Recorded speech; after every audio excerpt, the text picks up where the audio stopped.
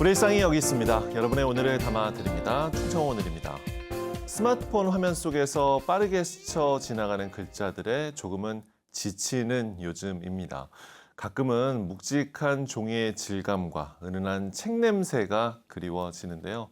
화려한 유행을 따르기보다 느림과 기록의 가치를 지켜온 잡지가 있습니다. 내년이면 성년을 맞이하는 대전의 대표 독립문화 잡지 월간 토마토의 이용원 편집장과 함께 이야기 나눠보겠습니다. 편집장님 어서 오십시오. 네, 반갑습니다. 인사와 함께 소개 먼저 부탁드립니다. 네, 안녕하세요. 저는 대전에서 20년째 문화예술 월간지 월간 토마토를 발행하고 있는 이용원입니다. 네, 반갑습니다. 반갑습니다. 네. 먼저 월간 토마토, 대전에서 이제 어떤 색깔을 가진 잡지인지 편집장님께서 직접 소개를 해주신다면요. 네, 창간 때부터 저희가 내세우고 있는 캐치프레이즈는 공간, 사람, 그리고 기록입니다. 대전에 있는 다양한 공간을 소개하고요. 또 그 공간 안에서 사람들이 서로 만나고 얽히면서 만들어내는 다양한 어떤 결과물들을 또 소개하고 예. 그리고 지역이 구축해온 다양한 서사들을 기록하고 갈무리해서 독자들에게 전달하는 그런 잡지라고 설명을 할 수 있습니다. 네. 저도 사실 이제 처음 접했을 때 가장 먼저 든 생각이었어요. 잡지 이름이 왜 토마토지? 였거든요. 20여 년 전에 창간 준비 때문에 모였을 때 같이 하는 친구들하고 그런 얘기를 했어요. 우리가 비록 대전에서 이 잡지를 만들지만 전국에 있는 독자들이 우리 잡지를 봤으면 좋겠다. 그러려면 잡지 이름에 대전 이렇게 들어가면 우리가 그 범위를 축소시키는 다른 지역에서는 예, 그렇죠. 굳이 볼 필요 있을까? 그렇죠. 아예 지역을 떼버린 거예요. 잡지니까. 예. 네. 그래서 지역명을 굳이 안 넣어도 되지 않을까라고 판단을 했고요. 그러면 어떤 이름을 좀 담아볼까 하다가 뭔가 이렇게 좀 감각을 건드리는 네, 네. 과일 이름으로 정하는 게 좋겠다라고 생각을 했고요. 과일 이름을 다 한번 이렇게 적어봤어요. 하나씩 이름을 붙여봤죠. 네. 월간 수박, 뭐 월간 딸기 네. 하나씩 붙여봤는데 다른 이름들은 다 이렇게 원예 잡지 같은 거예요. 원예 농가에서 봐야 될 것 같은. 생각해보니까 저도 그래요. 그런 것 같아요. 월간 사과, 그럼 사과 농가에서 봐야 네네. 될 것 같고. 그래서 이거 말고 뭐가 있을까 막 찾다 보니까 월간 토마토라는 이름은 왠지 안 그런 느낌이더라고요. 그래서 이거 괜찮은데? 라고 친구들하고 얘기하다가 앞으로 읽어도 토마토, 거꾸로 읽어도 토마토. 그렇죠. 또 다 읽고 나면 겉도 빨갛고 속도 빨갛잖아요. 그런 한결성도 좋고 그래서 네. 그냥 월간 토마토로 하자 이렇게 결정을 했죠. 그냥 한 것이. 그렇죠. 근데 나중에 이렇게 시간이 갈수록 계속 이런 질문을 많이 받아요. 음. 왜 월간 토마토냐. 그래서 그때 좀 더 심사숙고하고 더 이렇게 뭔가 이야기를 만들어서 제호를 정할 걸 하는 후회를 가끔 합니다. 그래도 월간 토마토라는 이름이 한 번 봤을 때 네. 기억에는 확실히 남았던 것 같아요. 저도. 네, 그런 거 같긴 해요. 네. 이 창간 초기에 취재하러 다니면서 창간 초기였는데도 월간 토마토에서 왔다 그러면 많이 들어본 거 이렇게 아는 것 네. 같은 반응을 해주시는 맞아요. 분들이 많아서 분명 나쁘지 장점이 않다. 있는 예, 이름입니다. 그런 것 네, 같습니다. 네. 요즘은 누구나 스마트폰으로 뭐 짧은 영상 또 자극적인 영상을 보느라 눈도 마음도 참 바쁘고 한편으로 이제 지치게 되는데요. 월간 토마토는 쓱쓱 넘겨보는 짧은 글 대신 생각을 깊게 만드는 긴 글들로 가득 차 있는 잡지입니다.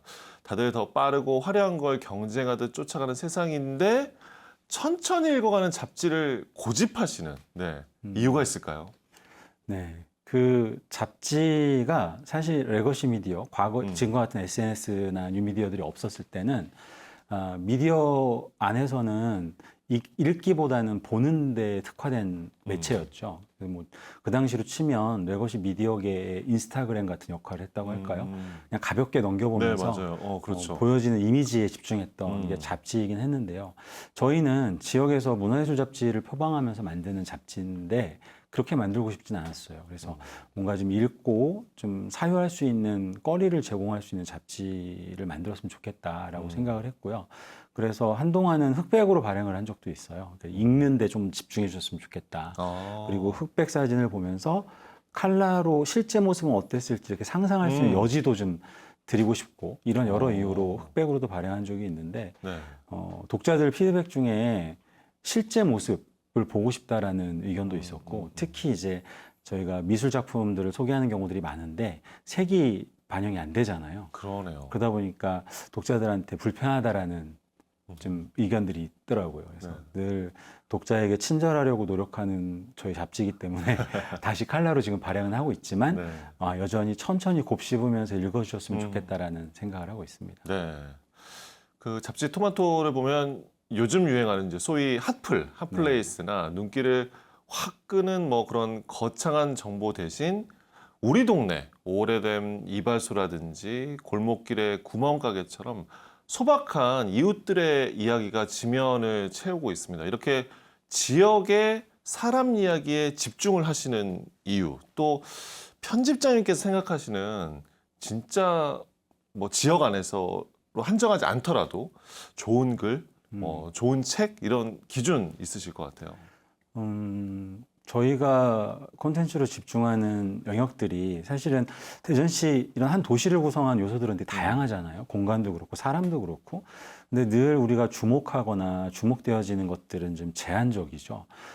하지만 이 도시가 이렇게 아름답게 계속 잘 이어갈 수 있는 데에는 안 보이는 곳에서 묵묵히 자기 삶을 잘 꾸려내고 계신 분들이 있기 때문에 가능하다라고 생각을 하거든요. 그래서 예. 저희가 얼마나 잘 해내고 있는지 모르겠지만 최대한 그런 분들을 많이 소개했으면 좋겠다라는 생각을 하고 있어요. 그러다 보니까 그러한 분들을 소개할 때 얼마나 대상을 진정성 있게 대하는가가 되게 중요하다고 생각을 하고요. 좋은 글이라는 것도 그런 글이 아닐까 싶어요. 그러니까 대상에 대한 진정성 있는 접근, 그리고 네. 또 무엇보다 중요한 건 해석의 문제라고 생각을 하는데요. 이 시류나 아니면 어떤 유행에 따라서 대상의 의미를 파악하고 가치를 부여하는 것이 아니라 그 본인이 스스로 그 대상을 진정성 있게 읽고 예. 또 제대로 된 의미를 찾고 네. 가치를 부여하면서 그것을 독자들에게 전달하려고 쓴 글이 좋은 글이 아닐까 그런 생각을 하고요. 그런 글들을 묶어서 낸 책이 좋은 책이라는 생각을 합니다. 진정성. 네. 그리고 편집장님의 개인 이력을 보면 이런 표현 또 뭐 진부할 수 있겠지만 뼛속까지 로컬 맞춤형이 아닌가 하는 그러니까 로컬성에 대한 이야기를 또 해보고 네. 싶은데 사실 주민들의 이런 소소한 삶을 깊숙하게 진정성 있게 담아내기로 유명한 또 충북 옥천의 지역 신문사 기자를 하셨었어요. 네, 네, 그 전에. 맞아요. 그때 다져진 뭐 경험이라든가 시선이 분명히 이제 밑거름 바탕이 되지 않았을까도 싶거든요. 어떤가요? 맞습니다. 제가 20대 후반에 옥천신문에 입사를 했는데 사실 제 직업 그리고 제 사회생활의 시작이 출발이 거기였다고도 볼 수 있고요. 한 5년 정도 일을 했던 것 같은데 거기에서 일하면서 쌓았던 어떤 경험이나 이런 것들은 이후 제 삶에서 굉장히 많은 영향을 미쳤어요. 무엇보다 지방자치제가 시행된 이후였기 때문에 옥천이란 작은 단위의 마을이었지만 군 단위였지만 그 안에서 세상이 어떻게 돌아가는구나라는 것들을 아주 속속들이 깊게 들여다보면서 배울 수 있었고요. 무엇보다 주민들 삶을 꾸려나가고 있는 주민들하고 굉장히 밀착해서 일을 할 수 있었거든요. 그래서 그때 만났던 주민들로부터 배웠던 어떤 가르침이나 교훈들이 이후의 네. 삶에서 굉장히 중요한 영향을 미쳤죠. 그래서 저 그 뒤에 후배들을 만나거나 아니면 사회생활을 고민하는 친구들에게 이런 경험들을 얘기해 주면서 지역에서 아주 지역 밀착형으로 들어가서 주민들의 삶을 실제로 경험할 수 있는 일을 해보는 것도 되게 도움이 될 것 같다라는 얘기도 한 적이 있습니다. 네네. 대전 원도심에 둥지를 틀고 시작한 잡지 토마토 내년이면 성년 벌써 창간 20주년을 맞이합니다. 척박한 지역 문화 토양에서 독립 잡지가 휴관 없이 단 한 번도 없이 20년을 버텨왔다는 것 감회가 참 남다르실 것 같아요. 네, 어떠십니까? 네, 중간에 사실 3개월 휴관한 적이 있습니다. 3개월 휴관했었나요? 네. 그때 이제 저희가 리뉴얼을 하느라고 대폭적인 리뉴얼을 한번 한 적이 있거든요. 그때 휴관한 적이 있고요. 그 뒤로 20년째 계속 쭉 유지하고 있는데 무엇보다 독자들의 힘이죠. 특히 열혈 독자들의 힘이요. 그러니까 저보다 더 토마토가 안정적인 발행 조건과 환경을 못 만들고 있는 거에 대해서 안타까워해 주시는 독자분들이 정말 많고요. 물론 지금도 20년을 앞둔 지금도 막 지치고 그만두고 싶다라는 생각을 할 때도 있지만 그런 독자분들이 주시는 힘도 있고 네. 근데 최근에는 조금 달라진 부분은 네. 이제 20년이 되다 보니까 마치 아이가 20년이 되어서 부모 곁을 떠나야 되는 것처럼 어. 이제 월간 토마토의 운명도 내가 발행 편집인이긴 하지만 이게 내가 어떻게 결정을 할 수 있는 문제가 아닐지도 모르겠다는 생각을 해요. 네. 그래서 지금은 독자들을 보면서 막 힘내자 막 네, 이런 네. 것보다는 네. 저는 최선을 다하되 음. 이 토마토라는 잡지가 음. 스스로 어떻게 걸어나갈지는 아, 좀, 그런 의미에서 네, 말씀하신 거예요. 예. 지켜봐야 되지 않을까라는 생각을 할 때가 있습니다. 네. 20년 가까이 지역 안에서, 그러니까 대전의 골목골목을 지켜보셨습니다. 네. 어떤가요? 그 창간 당시에 보셨던 대전 원도심의 풍경은 지금과는 당연히 이제 많이 다르잖아요. 엄청 다르죠. 네. 다 이렇게 지켜보신 기록자로서 체감하시는 변화는 또 정말 다를 것 같아요. 그렇죠.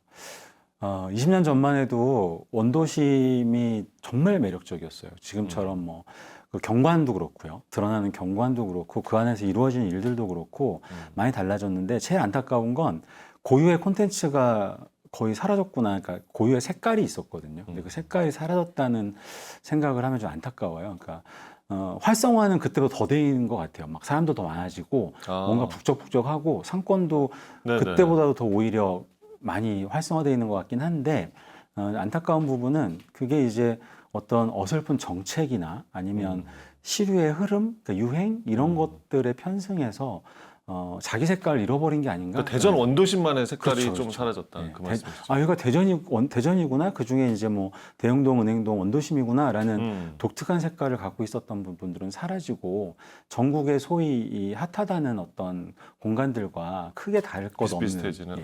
유형으로 바뀌어나가는 게 좀 안타까운데요. 네. 그거는 자기 고유의 콘텐츠를 갖고 있었던 원도심에 있었던 사람들이 원도심을 떠날 수밖에 없었던 조건들이 만들어낸 결과가 아닌가 싶어요.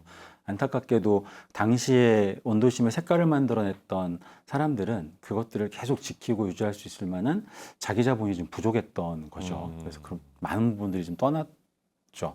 그거 좀 안타까운 부분이 있습니다. 네.